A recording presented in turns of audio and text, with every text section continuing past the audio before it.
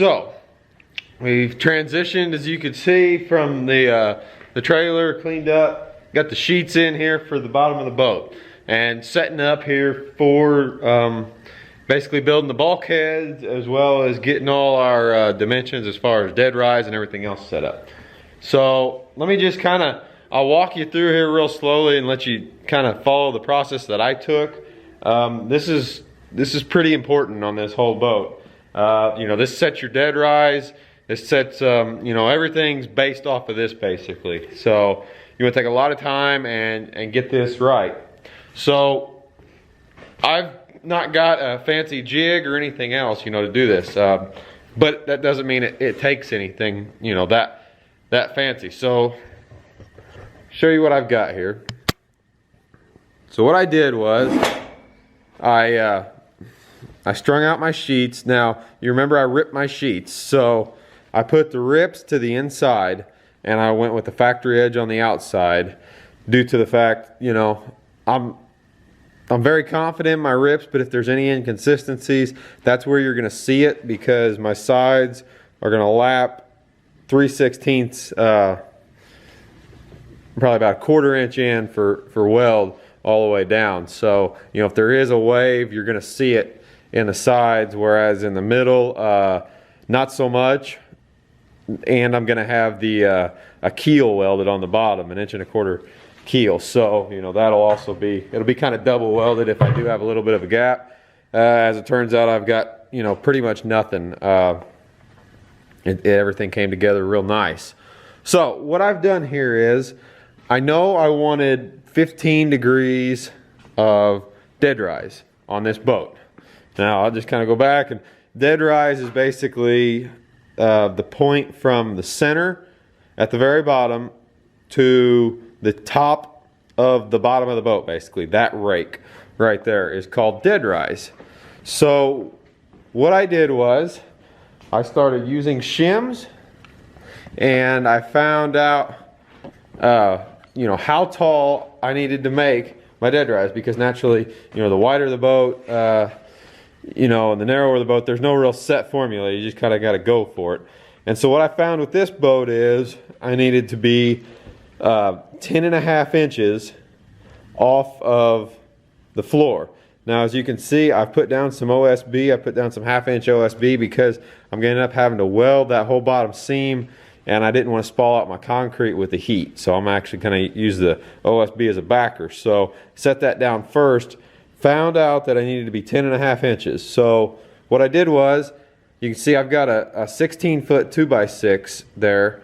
So I keep my edge real nice and straight, so where if I just put blocking, you know, it has a tendency to have a wave in it.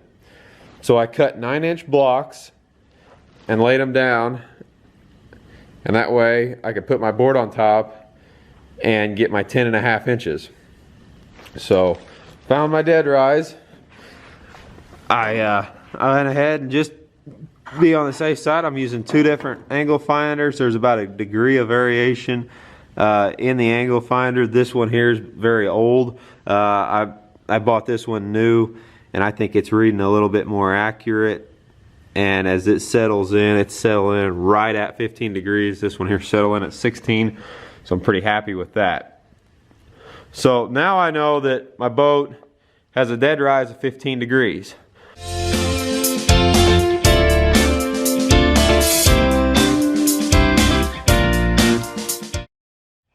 So today is the big day. I have been putting this off I put it off an extra day just so I could sit here and stare at it, because this is the part that really freaks me out. This is cutting the 2 sheets to form the V in the boat. And you know, these are really expensive sheets. If I screw it up, then I'll end up with a big gap that I'll have to patch in and fill. I don't want that, because that's where your water's hitting. You know, that's the, you know, I'm gonna have a keel in it, but at the same time, I hate to be patching stuff. If it's too narrow, I gotta keep chopping stuff off, and it's gonna make it hard to get everything lined up. So, you know, I've been really kind of freaking out about it, but I just finally got it done. What you guys just saw in the time lapse there, whenever it was all dark, what I did was I know I want 28-inch sides on this boat, and I know I want this boat to sit relatively flat in the water. I mean, as far as the back of the boat to the front of the boat, I don't want it to have a big rake pitch. You know, this boat's going to be primarily used for drifting and spider rigging, so I don't want to create a big sail where it tends to the front to drift off, you know, one side to the other, or the back vice versa. I want it to kind of take the wind equally. So I want a pretty level, straight across boat. So what I did was I took my laser level down there, I squared off both ends there, and I know I want 28-inch sides on this boat. So from that edge right there, I went up 28 inches, leveled off my laser level. Then I came down here and I found out where that was going to be, and it just happens to be right here on this Sharpie line. So that's going to kind of be the profile of the boat. It's going to sit, you know, somewhere around 40 inches in the front of the boat. It looks real nice. So now I need to cut for my V, because you can see here, to form a V out of two pieces of, you know, rectangular metal and have a rake in the boat, you know, where make it not a rectangle, you know, bring the front end in a little bit more than the back, you have to overlap these sheets and you have to cut them. So what I did was I took my plumb line on my laser level and I got that line going right down that seam, just as dead nuts as I could, from the back of the boat to right where it starts splitting these two sheets where I've got them overlapped. From then, I took and I traced this line, followed the laser line, and that's going to be my cut line. So, by all rights, what you should be able to do is you should be able to take this top sheet, you should be able to cut this, use the off-fall, and transfer this piece to the bottom piece, and you should have your boat stay square and true down the line without having to remeasure and potentially, you know, have your boat be all dogleg in one side or the other. So that's the idea. This is a rough line. It's kind of a pain to get this boat in this position, so I just roughed out the line. I've got mark points throughout. I'll take and try to straighten up that line as best I can and cut it, and I'll rip it, and then, like I said, I'll take the off-fall and transfer it to this sheet. And then, by all rights, whenever I bring this boat back up, then they should match up real nice and neat. Now, one other thing is, this boat here has got a 15-degree dead rise, being that there's 15 degrees in the back from the center to the outside corner. Now, if you look at this boat here, my big V-bottom boat, this is your traditional, like, Canadian-style walleye boat, deep V. They consider this a deep V. That V in the front is 35 degrees. Now, I don't want this boat to have quite that big of a V. I'd like to stay around that 25 to 27 degree mark, because what that'll do is that'll push that V a little further back.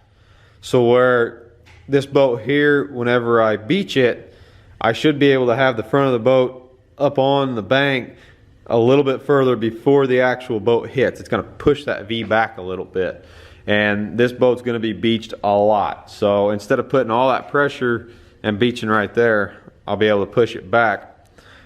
And I don't really need, I'm not that concerned with that big of a V in the front. You know, if I'm taking waves where that front of that V is starting to break the waves, we're in big water anyway. So what I did was I set this angle here to 20 degrees. And the thinking is that whenever I cut these, I'll be able to kind of press down the center, and I'll be able to make a bulkhead to fit whatever I want, 25, 27 degrees, and that'll form this V in better. I didn't want to go and set it at 25 degrees, and then by the time I roll it rather, you know, I'll end up with a gap. So I went just a hair under, and I think it'll work out perfect. This leaves me still, my front deck where my trolling motor is going to sit is going to be somewhere in this area, you know, somewhere in the 16, 18, 20 inches before my deck actually starts. And right here, that's kind of where this ratchet strap is. Here, I'm just a hair over 6 foot. I'm at 76 inches. So, you know, I've got a nice sweep, not much. I want this boat to be wide in the front. I want a spider rig out of it, and I want a lot of room in the front, and I've got over 6 feet in the bottom of the boat. So, you know, that is tons of room. I can have a chair right there and a pedestal right there and still have lots of room in the center without having to swing your feet over the water and all that nonsense. So that's my thinking on this. That's my ideas. Basically what's going to happen is as I drop this sheet down, this line's going to kind of start making like a heart shape, and I'll be able to cut it out and bring the two together. So that was what all the darkness was that you saw in the time lapse. It was me getting the laser set up and getting all these lines squared away and traced. And like I said, this is the big moment. These are really expensive sheets to be cutting up. I don't want to screw this up. So anyway, I'm committed now. That's what she looks like. Just real quick here, to try to better illustrate what I was talking about with by cutting the front end. I got the sheets on the ground now, and I've put this straight edge up, and I've got that very edge, that straight edge on my mark where the sheets will come together, and then here I've got it right on the edge of my mark.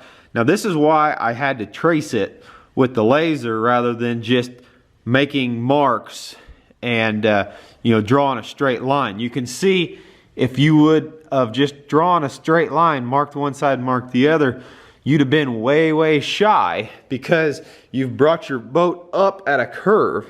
So it's actually not a straight line that you're cutting. And now if I would have done that, you can see very clearly I'd have lost over an inch of material. And then whenever I'd have brought my sheets together, then, you know, I'd have had this large gap. So that's kind of where I'm at as far as trying to illustrate this. So what I'm going to do is, you can see the arch right there. It's it's on a curve. It's on a slight radius. So what I'm going to do is, you can see my line's a little crooked and a little, you know, just from freehanding it. I'm going to take a small straight edge and kind of straighten everything up really nice. And then because this is on a radius, rather than cutting it with the big worm drive saw that you guys saw me use for ripping all these sheets, I'm actually going to cut this with a jigsaw and go right down through here and try to stay as straight as possible. And then, like I said, I'll just simply transfer it over to the other side, and these sheets should match up. What you're going to end up with, you can see, is more or less kind of like starting to make a heart once we cut this out. And then as we bring them up, then everything will fit right, rather than, you know, if it was a straight edge to a straight edge. And this is why it was important for me to raise these up and figure out where the top of my boat was going to be first, so that way I'm not having a big gap. So like I said, I hope that better kind of illustrates why I did what I did and why you have to do that.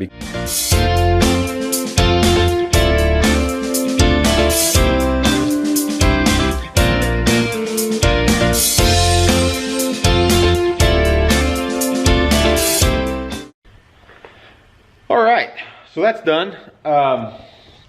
Show you what I've got here, just to kind of reiterate what I'm getting at. But so what I did was I took just a small straight edge, just a small torpedo level, and I went through my line that I had traced.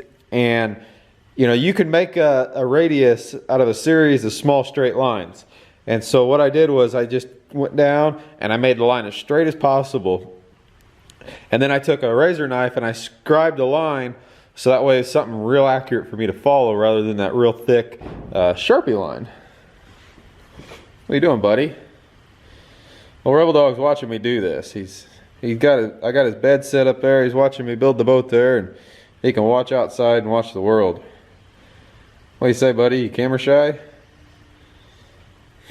Okay, so anyway, now that I've got that piece cut, now what I can do is I can take this piece, and you can see I've got it flipped over and I've got it clamped down to my other sheet.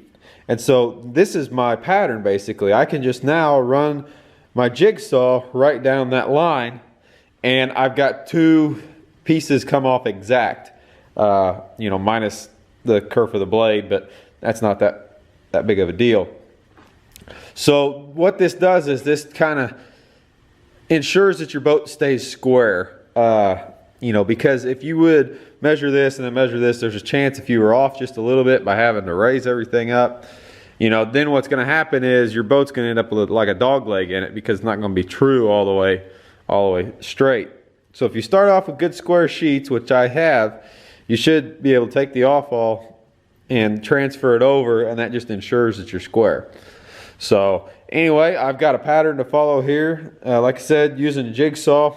I hate jigsaws, but you know, in an instance like this is about the only way you can do it, you know, and stay accurate. So anyway, that's what I've got going here.